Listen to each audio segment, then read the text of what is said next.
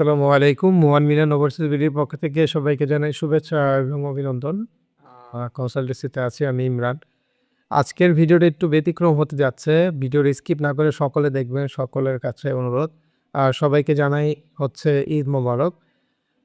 আ আজকে সৌদিসহ অন্যান্য দেশে ইউএইর অন্যান্য দেশগুলোতে ঈদ হচ্ছে। আ অনেকেই খোঁজখবর নিচ্ছে আমার। অনেকে সবাই কেমন আছে? সেটা আমি ভিডিওর মধ্যে বলব।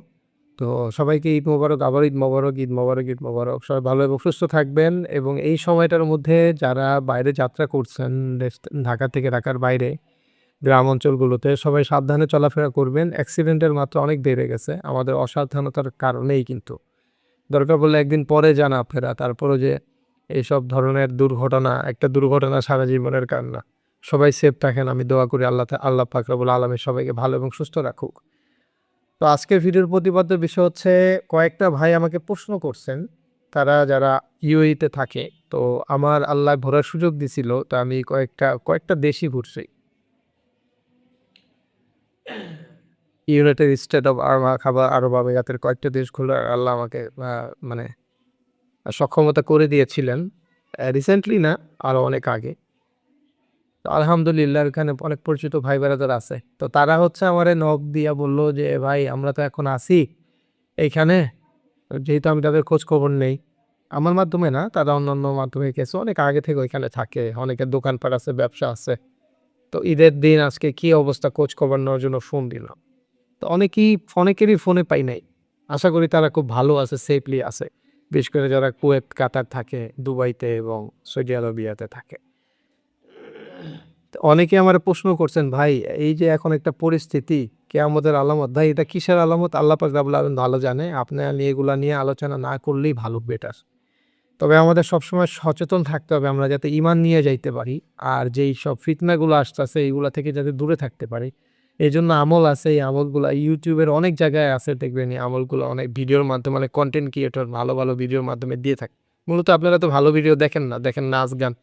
তো এগুলো বাদ দিয়ে আমলের কিছু ভিডিও আছে ভাই, একদিন আপনার আমার সবার চলে যেতে হবে। এই ভিডিওগুলো একটু ফলো কইরেন, হ্যাঁ? ওই দোয়াগুলো পইড়েন যাতে হচ্ছে আল্লাহ এই ফিতনা থেকে আমাদের দূরে রাখে। তো যে প্রশ্নটা করছে যে, "ভাই এই অবস্থায় কি করতে পারি?" আমাদের অনেকে আমার এখান থেকে ফোন দিছে, আমাদের ডিউটি টাইম কমায় দিছে। স্বাভাবিক। একটা দেশের সমস্যা হলে সেখানে ওই ২৪ ঘন্টার ডিউটি টাইম তো রাখবে না, তাই না? নির্দিষ্ট একটা ডিউটি টাইম রাখবে এবং তারা তাদের অনেক লোকগুলারে কাজ না করে অল্প কিছু লোক নিয়ে সেই জায়গায় কাজ করে। বিদেশের সিস্টেমই এটা। কারণ এখন হচ্ছে তাদের হচ্ছে আ কারেন্সি হচ্ছে ইনক্রিজ না হয়ে মানে ডিক্রিজ হবে। তো এই কারণে হচ্ছে তারা ওই দিকটা ফলো করবে। তারা স্টাফ যেখানে ১০ জন কাজ করত। ধরেন আপনি সৌদি আরব বা আরব আমিরাতসে একটা রেস্টুরেন্টে জব করেন। সেখানে যদি ১০ জন থাকতো বাঙালি বা অন্যান্য দেশের যারা হচ্ছে ইমিগ্রেট পিপল আছে তাদেরকে তারা দেখা যায় যে তারা ওইখানকার লোকালদের দিয়ে কাজ করাবে যারা হচ্ছে মানে বিশেষ একটা পর্যায়ে আছে। ভালো একটা পর্যায়ে আছেন, ভালো একটা পজিশনে আছেন। তাদেরকে রাইখা যারা হচ্ছে সার্ভিস করত, তাদেরকে দেখা যায় যে বলবে, "ভাই তোমরা এই কয়দিন একটু বন্ধ বসা থাকো।" কিছু কোম্পানি টাকা দিয়ে দিবে, আবার কিছু কোম্পানি টাকা দিবে না। কাজ নাই, টাকা নাই। তো এরকম সিস্টেমগুলো অনেক জায়গায় চালু হয়ে গেছে অলরেডি। কিছু জায়গা আবার ডিক্লারেশন করছে যারা ভালো কোম্পানিতে গেছে। তারা বলছে যে, "তোমরা বইসা থাকলেও আমরা তোমাদের হচ্ছে পেমেন্ট করি।" আলহামদুলিল্লাহ। আমরা তো এটাই চাই। আচ্ছা, এটা হচ্ছে এখানকার সমস্যা গেল। তো নতুন করে আপনারা কি কাতার, কুয়েতে যাবেন কিনা? এটা হচ্ছে প্রশ্ন। ভাই নতুন করে মিডল ইস্টে যাওয়ার চিন্তাভাবনা কইরেন না। অনেকের ধরনের ভিসার প্রলোভন আপনাদের দেখাইতেছে যে এর মধ্যেই খুলে গেল এই মানে এই অবস্থার মধ্যেই খুলে গেল বাহরাইনের ভিসা, এই ভিসা। ভাই এইগুলার ফাঁদে পা দিয়েন না। এখানে নতুন করে এখন যায়েন না। যেহেতু পরিস্থিতি খারাপ। পরিস্থিতি ভালো হোক তারপর যান, সমস্যা নাই। হ্যাঁ? যারা গেছেন তারাই তো মোটামুটি এখন মানে ক্রিটিক্যাল সিচুয়েশন এর মধ্যে আছেন। যারা ভালো কাজ করতেন তাদের এখন কাজ কমে গেছে, কমায় দিছে। এটা স্বাভাবিক ভাই। হ্যাঁ? এটা আমার কোম্পানিতে যদি একটা সমস্যা হয় আমি স্টাফ কমাই, তাই না? তো সবাই একটু সাবধান থাকেন। আচ্ছা। অনেকে বলছেন, "ভাই তাইলে কি করব? আমরা তো এখানকার ভিসার জন্য অনেকে চেষ্টা করছিলাম অনেক আগে, অনেক জায়গায় করছি, আবার ফাইলপত্র উঠায় গেছি।" ভাই তাইলে আবার মনে কইরেন না যে আমার দিকে আপনাদের কনভার্ট করতেছি। না ভাই, অবশ্যই না। এটা যার ব্যক্তিগত ব্যাপার। ভিয়েতনাম কাজ আছে। সামনে মালয়েশিয়া কলিং এর কাজ হবে। একেবারে জেনুইনভাবে। এর আগে তো অনেক বাটপারি চিটারি করে মানুষের টাকা পয়সা নষ্ট করছে। আপনারা অনেক আন্দোলন করছেন। তো এইবার এটা না হওয়ার সম্ভাবনা বেশি, হওয়ার সম্ভাবনাই বেশি কলিগে। তো কি কাজ? ভাই এখন আবার সমস্যা কি কাজ? এত কাজ দেখায় লাভ নাই। কলিং এ আসবে, কলিং এর বেশিরভাগ কাজই হবে পাম বাগানে, প্লান্টেশন এইসব কাজগুলা বেশি হয়, কনস্ট্রাকশন এইসব কাজ। সবচেয়ে বেশিরভাগই হয় এগ্রিকালচারাল বেস কাজগুলো আরকি। জাস্ট চলে যাবেন যেকোনো একটা ভিসা পাইলে আগে গিয়ে ঢুকবেন। পরে আস্তে, আস্তে ভিসা চেঞ্জও করা যায়। আস্তে, আস্তে অনেক কোম্পানি সুযোগ সুবিধা দেয়, করা যায়, সমস্যা নাই, ঢুকে যাবেন। সেটা পরে, এখন না। তো এই পরিস্থিতিতে আপনারা যারা ফাইল জমা দিতে চান তারা আমি বলব ভিয়েতনাম যদি ভালো কেউ আপনাদের পরিচিত কেউ থাকে তাদের মাধ্যমে ফাইল জমা দিবেন যাতে এখানে গিয়ে এখন বর্তমানে কিন্তু ওয়ার্ক কনভার্ট হয়। কিছুদিন আগে যেগুলা হচ্ছে ওয়ার্ক ভিসাগুলা নিত ওগুলো ছিল বিজনেস ভিসা। আপনারা বোঝেন না দেখে ধরা খান। এখন বর্তমানে নিয়ম করছে যারা যাবে জেনুইনভাবে ওয়ার্কে কনভার্ট হয়। কিন্তু খুব কম সংখ্যক লোক সরাসরি কোম্পানির সাথে কাজ করে, বেশিরভাগই সাপ্লাই হয়। আচ্ছা, তারপর হচ্ছে ইউরোপ। ইউরোপ যদি যেমন বেলারুশের কথা অনেকে আমারে ফোন দিতেছেন, "ভাই আপনাদের বেলারুশের কি খবর?" ভাই সবার যেই অবস্থা আমারও তাই অবস্থা। আমি তো আর যে প্রেসিডেন্ট না যে আমি প্রেসিডেন্টই তো চাইলে এখন কিছু করতে পারতেছে না এই সিচুয়েশনে। তা আমি আর কি ভাই, আমি কি করব? তো আমাদের হচ্ছে ৩ থেকে ৪ টা ফ্লাইট আমাদের যাদের ডকুমেন্ট সব রেডি হয়ে গেছিল। তো লাস্ট আমরা যে ফ্লাইটটা দেই আমরা যুদ্ধের ১২ ঘন্টা আগে ফ্লাইটটা দিয়ে দিছিলাম। যুদ্ধের ১২ ঘন্টা আগে গিয়ে আমাদের পুরো মানে যাত্রীগুলো পৌঁছে গেছিল আলহামদুলিল্লাহ। আলহামদুলিল্লাহ আল্লাহর কাছে শুকরিয়া। এখন আমাদের যেই আপনার ফ্লাইট পরবর্তীতে আরো ৪ জনের ফ্লাইট ছিল। এই ফ্লাইটগুলো স্থগিত হয়ে গেছে। কারণ কি? কারণ হচ্ছে অন্যান্য জায়গা দিয়ে যদি আমরা ট্রানজিট করাই বা অন্যান্য রুটগুলা এটা রেগুলার রুট না ভাই। ওইখান থেকে কাজটা উঠায় নিতে বা ওই যে বিমানবন্দরে যাবেন আমরা হচ্ছে ওই যে ওয়ার্ক পারমিট নিয়ে আপনাদের পাঠাইতেছি। এটা অ্যানাউন্সমেন্ট দরকার হয় এয়ারপোর্টে। এখানে ডিউটি রোস্টার লাগে। হ্যাঁ? ওরা যদি অ্যানাউন্সমেন্ট দেয় তাহলে আমার লোক ৪ জন। এরকম অন্যান্য জায়গা থেকে তো অন্যান্য লোক কাজ বন্ধই করে রাখছে। তো আমি ৪ জনের জন্য ফাইট করে লাভ হবে না কোনো। অ্যানাউন্সমেন্ট পাইতেছি না হয়তো কিভাবে ফ্লাইট দিব। তো বেলারুশের ফ্লাইটটা ২৯ থেকে ৩০ তারিখ পর্যন্ত বন্ধ আছে ওই রুটে, হ্যাঁ? বাংলাদেশ থেকে। কারণ ওটা তো আমরা ফ্লাইট দুবাইতে দিতাম। ট্রানজিট দুবাইতে ফ্লাইট বন্ধ। কিছুদিন আগে যেগুলা চালু করছিল আবার ওই যে যুদ্ধের হামলার কারণে আবার ফ্লাইটগুলো ক্যানসেল দেখাচ্ছে। এইরকম টিকেট কাটবো, ক্যানসেল হবে, আমারও লস হবে, আপনারও লস হবে। তো এখন ধৈর্য ধরা ছাড়া আর কোনো উপায় নেই। আর যদি ধৈর্য না ধরেন কিছু ভাই আছে আমাদের হচ্ছে আপনারা ইসে জমা দিতে পারেন। বেলারুশের রুটটা তো ভাই একটু ক্রিটিক্যাল। হ্যাঁ? দেশ হিসেবে বেলারুশ অনেক ভালো, ভদ্র। অনেকে তো আগে পছন্দই করতেন না। আমাদের মাধ্যমে গিয়ে এখন আপনাদের হচ্ছে মাইন্ডটা একটু চেঞ্জ হইছে। কেন চেঞ্জ হইছে জানেন? ওটা আগে থেকেই ভালো ছিল। কিন্তু আগে আপনারা যাদের মাধ্যমে গেছেন সস্তায়। আপনাদের নিয়া গ্রামে রাইখা দিছে, সত্যি কথাগুলো আজকে বলি। গ্রামে রাইখা দিছো, এখানে গিয়া পুলিশ কয়, "তুই এখানে কি করস?" আপনি প্রশ্নের উত্তর দিতে পারেন না। দেইটা পাঠাইয়া দিছে। অথবা যে চালাক সে বলছে, "ঘুরতে আইছি।" তো ঘুরতে আইছো শহরে গিয়া থাক। শহরে তো ধরেন না করি নাই থাকতে। তখন ও দেখছে যে ভুয়া কোম্পানিতে আইছে। ডকুমেন্টস আপনার ঠিকঠাক নাই। আ পরবর্তীতে যে ভিসার জন্য টিআরসির জন্য অ্যাপ্লিকেশন করবে, ওই দিকের কোনো খোঁজ খবর নাই। তখন ওটিরে ধইরা আপনার পাঠায় দিছে। জরিমানাও করছে। কথা বুঝছেন? আপনারা ফোন দিয়ে বলেন, "ভাই ৮,০০,০০০ ৯,০০,০০০ এ যাওয়া যায় ভাই। ৮,০০,০০০ ৯,০০,০০০ এ যাওয়া যায়।" হ্যাঁ, যাওয়া যায়। আগে দেখেন তো গিয়ে কাজটা দেয় কিনা বা আমাদের মতো আপনাদের টেক কেয়ার করে কিনা। মাসের পর মাস, বছরের পর বছর আমরা টেক কেয়ার করতেছি। কে কি খাইতেছে না খাইতেছে। আরে ভাই এই যে রোজার মাসের মুড়িটা যারা এই যে এবার গেছে আমাদের রমজানের মধ্যে ফ্লাইট হইছে। মুড়িটাও আমরা পাঠায় দিছি তাদের সাথে ভাই। কি আমাদের কি দরকার ছিল? এটা একটা ভালোবাসা, একটা মহব্বত। ঠিক আছে? রমজান মাসে আমরা বাঙালিদের মুখের খাবারের স্বাদ আর ওই যে তো এক না। ওইখানে তো আর মুড়ি ওইভাবে পাওয়া যায় না ভাই। কথা বুঝছেন? তো পপকর্ন খাইতে হবে, মুড়ি কই দেবে? তখন পাঠায় দিছি ভাই। মায়া লাগে, ভালোবাসার থেকে পাঠাইছি। কারণ এটা যদি আমাদের অন্য সাইডে হইতো বা আমরা ওরকম সাপ্লাই করতাম, আপনারা তো সাপ্লাই করে পাঠায় দিয়ে কোনো দায়িত্বই শেষ আমাদের, তাই না? আমরা অল্প সংখ্যক কোনো লোক নেই, আবার বলতেছি। এবং অল্প কিছু লোক নিয়ে আমাদের নিজস্ব যেই বেসিক কোম্পানিগুলো আছে সেখানে আমরা লোকগুলা দেই। সাইটগুলো আমাদের নিজস্ব নেওয়া থাকে। যে ২ বছরের জন্য আমরা নিতেছি, ৩ বছরের জন্য আমরা নিতেছি। এইভাবে নেওয়া থাকে। এই কারণে আমরা আপনাদের খোঁজখবর রাখতে পারি। ভালো-মন্দ কি করতেছেন না করতেছেন সব খবর থাকে। সেলারিগুলো ঠিকঠাক মতো আপনারা মান্থলি পান। অন্যান্য কোম্পানিতে সুযোগ সুবিধা নাই ভাই। এই কারণে বলতেছি যে আপনার ৳২ বেশি হইলেও একটা ভালো জায়গায় ভালো মাধ্যমে যাওয়ার চেষ্টা করেন, শান্তি পাইবেন। খালি বেলারুশের মানুষ ভালো থাকলে হইব না। আপনার মাইন্ড ভালো থাকতে হইব। আপনি কোন মাধ্যমে যাইতেছেন ওই মাধ্যমটা ভালো থাকতে হবে। আচ্ছা গেল এটা। এখন তো এই পরিস্থিতিতে তো ফ্লাইট দেওয়া সম্ভব না। হয় যেই ২-১ টা আমাদের ২-৩ টা কাজ হাতে আছে তাদের আমাদের ড্যামারেজ, পুরাটাই ড্যামারেজ। কারণ সব ডকুমেন্টস তো আমরা কইরা ফেলছি। এখানে তো আমাদের অনেক টাকা খরচ হয়ে গেছে, লক্ষ, লক্ষ টাকা। এই টাকাগুলো তাদের ফেরত দিয়ে দিতে হবে। আর না হয় আপনারা যারা আছেন কনভার্ট হইতে পারেন হচ্ছে মলডোভাতে। মলদোভার কাজ ইনশাল্লাহ হয়ে যাবে। ঠিক আছে? ৬ মাসের সময় নিয়েছি, কাজ হয়ে যাবে। তো ওইখানে গিয়ে যে কাজ করতেন মলদোভা দিকে তো একই কাজ করতে হবে। আর অনেকে বলছেন ভাই মলডোভার সাথে তো রোমানিয়া যাওয়া যাবে। হ্যাঁ, বৈধভাবে যাওয়া যাবে, অবৈধভাবে না। তবে বেলারুশ যেমন হচ্ছে আপনি দ্রুত যাইতে পারতেন না, অনেক একটা সময়ের পরে যাইতে পারতেন। আর এখানে মনে করেন যে হয়তো ১ বছর, ১.৫ বছর, ২ বছর আপনারা যখন চেষ্টা করে বাংলাদেশ থেকে যেভাবে ভিসা লাগে মলদোভা যাচ্ছেন, মলদোভা থেকে ওইভাবে প্রসেস করে আপনারা রোমানিয়া ঢুকতে পারবেন। কোনো সমস্যা হবে না। রেশিও খুব কম, কিন্তু ঢোকার চান্সেস আছে। ঠিক আছে? এইটাই। আবার বলছি দেখে আবার ভাইবেন না, লাফালাফি কইরেন না। ওই যে আইসা বলবেন যাবেন। হ্যাঁ, এত সহজ না ভাই। প্রসেসিংটা একটু ক্রিটিক্যাল। আচ্ছা, তো মলদোভা যাইতে পারেন।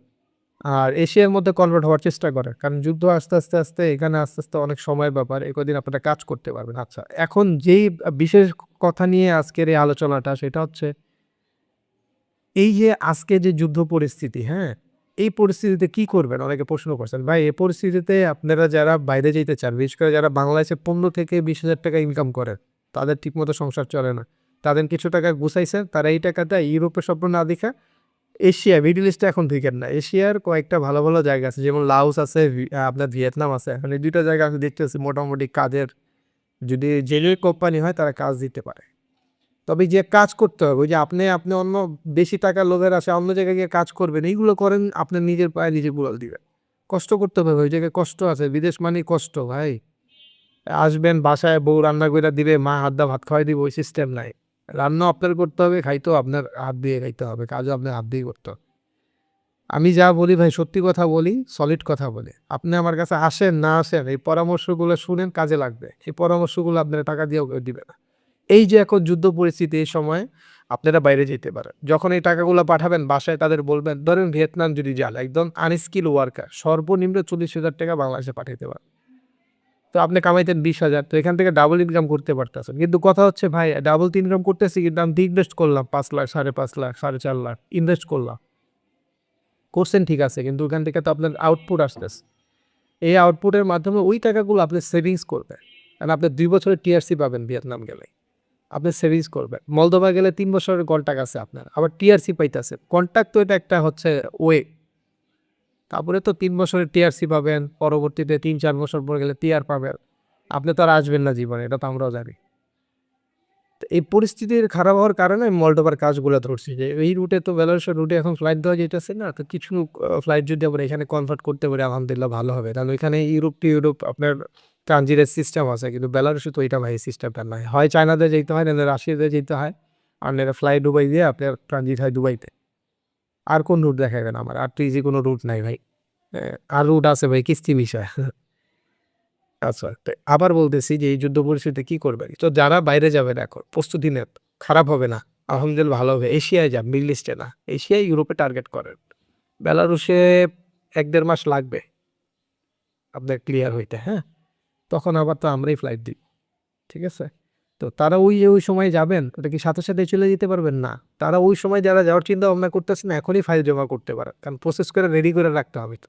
ওইখানকার ইন্টারনাল কাজ তো আর বন্ধ না। হয়তো ওইখানকার কনসুলার বন্ধ, যেটা হচ্ছে এয়ারপোর্টে নামার পর ইন্টারভিউতে ভিসা নিতে হবে, ওইটা কিছুদিনের জন্য বন্ধ রাখছে।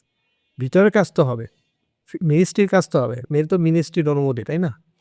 আমাদের কোম্পানির কাজ তো হইতাছে। যারা গেছে তারা তো কাজ করতেছে, টাকা নিতেছে, তাই না? ওগুলো তো আর বন্ধ নাই। আচ্ছা। এখন মেইন যে কথা আমি বলব, এই কথাগুলো হয়তো অন্য কেউ বলবে না বা কেউ আগে বলছে আপনাদেরকে, শুনলে তো ভালো। খাবার আজকে আমার মুখ থেকে শোনা। এই যুদ্ধ পরিস্থিতিতে যারা এখন বর্তমানে বাইরে যাবেন, বিশেষ করে ইউরোপ যান, যেখানেই যান, বাংলাদেশে টাকা পাঠাবেন। টাকাগুলা খরচ কম করার থেকে সেভিংস করতে বলবেন বেশি। সেভিংস করতে বলবেন, কারণ এমন একটা সময় সামনে আসতেছে, থার্ড ওয়ার্ল্ড ওয়ার। তখন আপনি টাকা পাইবেন না ভাই বিনিময় করার জন্য। আপনি জানেন একটা ওয়ারে টাকার মান খুব কইমা যায়। তাছাড়া খাদ্যের ঘাটতি দেখা দিবে। এই যে এখন তেলের সমস্যা, তখন খাদ্যেরও ঘাটতি দেখা দিবে। এর চেয়ে বরং কি করবেন, যারা গ্রাম অঞ্চলের বেশিরভাগ মানুষ আপনারা বাইরে যান, ইউরোপে যান, নিয়ে যান, ঢাকার মানুষ খুব কম। বেশিরভাগই গ্রাম অঞ্চলের মানুষ যাচ্ছেন। তাদের একটা ছোট বাড়ি আছে, বাড়ির সামনে উঠান আছে, জায়গা আছে। তারা ভাই আপনারা বৃক্ষরোপণ করেন। বেশি করে গাছ লাগান। ওই বড় বৃক্ষ না, ওই বৃক্ষর কথা বলছি না। মানে কালচার করেন অথবা এগ্রিকালচার করেন, কৃষি কাজ করেন আপনারা ছোট, ছোট। আপনাদের বাচ্চারা আছে যারা তারপরে মধ্যবয়সী যারা আছে, ইয়াং জেনারেশন আছে সবাইরে হাত লাগাইতে বলেন না। বাসায় তো অনেকের ইয়াং পোলাপান আছে, আমাদের ভাবিরা আছে, বোনেরা আছে, মারা আছে। তাদেরকে বলেন ছোট, ছোট আপনার লাউ গাছ, সিম গাছ, ১২ মাসি ফসল এগুলা লাগানোর জন্য বলেন ভাই। এগুলা সামনে খাদ্য ঘাটতি পূরণ করবে আপনার। বাসায় অর্গানিকভাবে মুরগি পালন, লালন পালন শুরু করেন। ঘরে, ঘরে এই জিনিসগুলা শুরু করে দেন ভাই। তাইলে কি হবে ভাই? এই যে এখন যে বর্তমান বিশ্বে যে সমস্যাগুলো হইতেছে তাদের টার্গেট হলো আমাদের বিষ খাওয়ায় মাইরা ফেলানো। এই কারণে প্রত্যেকটা জায়গায় তারা ভেজাল ঢুকাই দিতেছে। ভেজাল থেকে বাঁচার জন্য আপনাদের 100% এই কাজটা করতে হবে। তো বাইরে থেকে টাকা পাঠানোর পর উল্টা-পাল্টা এদিক-সেদিক ওই ঘরের এইসব আসবাবপত্র না কিনা এই টাকাগুলো আপনারা ওই যে সবজি বাগান করতে কাজে লাগান। যাদের জায়গা আছে তারা মাছ লালন পালন করেন। যাদের জায়গা আছে কবুতর, মুরগি, হাঁস লালন পালন করেন। হাইব্রিড হাইব্রিড যেই জাতগুলো আছে এগুলা নিয়ে কাজ করেন, কিন্তু এগুলারে আপনার হচ্ছে ন্যাচারাল খাবার খাওয়ায় বড় করার চেষ্টা করেন। দেখবেন এগুলা অল্প সময়ে দ্রুত গতিতে দ্রুত বর্ধনশীল হয় এবং এইগুলো আপনারা কি করতে পারবেন? আপনাদের খাদ্য চাহিদা তো পূরণ হবেই। প্রতিবেশীদেরও দিতে পারবেন, পাশাপাশি এগুলো বিক্রি করতে পারবেন। সেখান থেকে আপনারা একটা বাড়তি আয় করতে পারবেন। এক্ষেত্রে কি হবে জানেন? আমাদের যে ফরমালিন দেওয়ার খাবারগুলো এগুলোর উপরে প্রেশার কইমা আসবে। আর এইগুলো হার্মফুল হচ্ছে আমাদের বাচ্চাদের জন্য, যাদের বয়স ভূমিষ্ঠ হওয়ার থেকে নিয়ে ৫ বছর পর্যন্ত। এরা কিন্তু এইগুলা খায়া সারভাইভ করতে পারে না। আমি বলি আমার বাচ্চারও এখানে কিছু, কিছু ছোট, ছোট টিউমারের মতো দানা বাড়ছে। এটা কি জানেন? যখন তারে আমরা দুধটা খাওয়াইছি দেখা যায় সিজারে হইছে বাচ্চা, ঠিকমতো দুধ পাচ্ছে না। তখন আমরা কি হচ্ছে প্যাকেটজাত দুধ খাওয়াইছি। কিছু করার নাই, তারে তো বাঁচায় রাখতে হবে। তখন দেখা যায় যে আপনার ওই দুধের মধ্যে ভেজাল। ফাইবারের পরিমাণ বেশি, মেলামাইনের পরিমাণ বেশি। তো ভাই এখন যদি আমার বাসায় একটা গরু থাকতো, আমার বাসায় একটা ছাগল থাকতো, তাই না? শহরের মানুষ আমাদের কোনো গ্রাম নাই। কোন উপায়ে কিভাবে করব? তারপরও আমিও চেষ্টা করতেছি। আমার এরকম ছোট, ছোট রুম আছে। আমি রুমগুলার মধ্যে রিসেন্টলি আমি হচ্ছে বড় জাতের যে কোয়েল পাখিগুলো আছে এবং হচ্ছে আপনার পাকিস্তানি ফাইমি মুরগি, তারপর কবুতর আমি অনেক আগে থেকে লালন পালন করি। আমার অনেক দামি, দামি কবুতর আছে। পাখির প্রতি আমি খুব আকৃষ্ট। আমি একজন হবিস্ট। তো এই কারণে এগুলো আমি আগ থেকেই করি এবং এগ্রিকালচারের যে বিষয়গুলো আমি প্রশিক্ষণ প্রাপ্ত আমার সাথে আপনার যোগাযোগ করে এগুলো করতে পারেন অর্গানিকভাবে ভাই। আমার টাকা পয়সা দিতে হবে না। এটা আমার ব্যবসার জন্য করতেছি না। আমার নিজের চাহিদা পূরণ। যেটা আমি না খাইতে পারবো সেটা আপনারা কিভাবে খাওয়াবো, তাই না? আপনারা এই জিনিসগুলা এখন করা শুরু করেন। আপনারা তাহলে একটা সার্কেলের ভিতরে থাকবেন। হালাল জিনিস অর্জন করেন, হারাল জিনিসগুলা মানুষের কাছে ছড়ায় দেন। মানুষ ভালো থাকবে, প্রত্যেকটা মানুষ সুস্থ থাকবে, সবল থাকবে, হ্যাঁ? আবার আমার আধ্যাত্মিক বইলেন না ভাই। আমরা যারা পড়াশোনা করছি, মোটামুটি মোটামুটি একটা পর্যায়ে পড়াশোনা করছি, ভালো জব করতাম। এখন তো আমি জব করি না বা নিজের ব্যবসা-বাণিজ্য দেখতেছি। তাদের মাইন্ডে এগুলা চিন্তা হয়। আপনাদের মাইন্ডে চিন্তা হয় ওই দেশে কয়টা বম মারলো, কয়টা জায়গা ধ্বংস হইলো। এগুলো আপনার হিসাব রাখতে বলি নাই তো ভাই। আপনি এগুলা হিসাব রেখে কি করবেন? আপনি হিসাব রাখেন যে আপনার ভালো কিভাবে হবে। আর আপনার ভালো হিসাব রাখতে হলে আপনারা যারা বাইরে যাওয়ার চিন্তা করতেছেন তারা এই যে যেই দেশগুলা বললাম এই দেশগুলায় যান। কাজ করেন, অর্থ বাংলাদেশে পাঠান, এখানে অর্থগুলা সেভ করেন। এখান থেকে কিছু অর্থ দিয়ে আপনার এগ্রিকালচারের কাজ শুরু করেন। ছোট, ছোট ঘরোয়া ছাদ বাগান, বারিন্দায় ছোট, ছোট আপনার বনসাই পদ্ধতিতে চাষবাস শুরু করেন ভাই। তারপরে হচ্ছে হাঁস মুরগি লালন পালন করেন। খাদ্য চাহিদাও মিটবে, আপনাদের বাচ্চা-কাচ্চাও ভালো থাকবে, গ্রোথও ভালো থাকবে। ঠিক আছে? ৫ ওয়াক্ত নামাজ পড়ার চেষ্টা করেন, মানুষকে ভালো পরামর্শ দেন। আর প্লিজ কেউ ফোন দিয়ে এই কথাটা বলবেন না কম বেশি। এই কথাটা শুনলে মাথা গরম হয়ে যায় ভাই। এইটা না। আপনারা এটা না ভাইবা আপনারা গবেষণা করেন।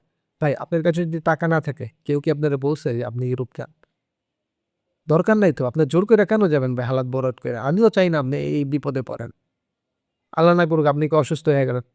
কাজ করলে তো আমরা টাকা দিব। অসুস্থ হলে তো ফ্রি টাকা দিব না। আপনি কাজ না করলে অসুস্থ হয়ে গেলেন। এই জিনিসগুলা মাথায় রাখবেন। তো সুস্থতা হচ্ছে আল্লাহর নেয়ামত একটা, নেয়ামত স্বরূপ। সবচেয়ে বড় নেয়ামত হচ্ছে সুস্থতা। তো সুস্থ থাকেন, অল্প টাকায় ছোট দেশে যান, বড় দেশে গিয়ে টেনশনে পড়ার দরকার নেই এবং যাদের টাকা আছে তারা শুধুই ওই না কইরা, কন্ট্রোভার্সি না করে তার আগে দেখেন যে জেনুইন ভাবে যাইতে কয় টাকা লাগে। ভাই জেনুইন ভাবে কেন টাকা লাগে জানেন? এটার কারণ আছে আমি আপনারা বইলা দেই। সেটা হচ্ছে কারণ আমি এখানে গেলে আপনারা টিআরসি কইরা দিবে। এখানে পেমেন্ট করতে হবে। আমাদের ৩ টা পেমেন্ট করতে হয়। First payment, second payment, third payment. কিছু, কিছু লোক ফার্স্ট পেমেন্ট, সেকেন্ড পেমেন্ট কইরাই শেষ। তার মানে আপনি যখন যাবেন কোম্পানি আপনার কোনোভাবে রিসিভ করলে করলো, নাইলে মানে ছাইড়া দিল। আপনি অবৈধ হয়ে গেলেন। টিআরসি পাওয়ার তো দূরের কথা। ৬ মাসের ভিসা নিয়ে কোনো রকম কাজকর্ম করতে হইব। কিছু না বুঝলে বাংলাদেশে ফিরাইতে পারবো। আর যদি হয় চালাক হন তাহলে ওই মাথায় ওই টেনশনটাই আসবে যেহেতু বাঙালি ভাগবো, পালাইতে হইব। এই কারণে এই সেক্টরগুলো নষ্ট হয়ে গেছে। আপনি ভালোভাবে যান ভাই। আপনার টাকা ২ টা বেশি দেয়া গেলেও আপনার ভালো হবে। আপনি একটা সুন্দর কাজ পাবেন, কাগজপত্র পাবেন, সব ঠিকঠাক মতো পাবেন। টাকা তো আপনি এখানে গিয়ে কামাইবেন, তাই না? এখন আপনি সলিডভাবে না দিতে পারেন। আপনার ২-৩ লাখ টাকা কমের খুইজা একটা জায়গায় গেলেন, সেখানে কাগজপত্রই কইরা দিল না, টিআরসি কইরা দিল না। কাজ করবেন কিভাবে? আপনার তো মন মানসিকতা অন্যদিকে থাকবে। তো এদিক সেদিক যুদ্ধের দিকে আমরা না দেই। ওটা হচ্ছে আমাদের ইনটেনশন। মানে আমরা দেখি যে কোন জায়গায় কি হচ্ছে। এটা স্বাভাবিকভাবে খবর রাখেন, ঠিক আছে? কিন্তু অতিরিক্ত রাইখেন না। আপনার ভিতরের যে হচ্ছে খারাপ টেস্টোস্টেরন গুলো মানে খারাপ আপনার ওটা কি বলে? টক্সিন গুলো সরি ভুল বলছি। টক্সিন গুলা আমাদের মাথা থেকে নিঃসরণ হবে আপনার শরীরের ভিতরে। তখন আপনি স্ট্রোকেরও মানে ভাব হয়ে যাবে।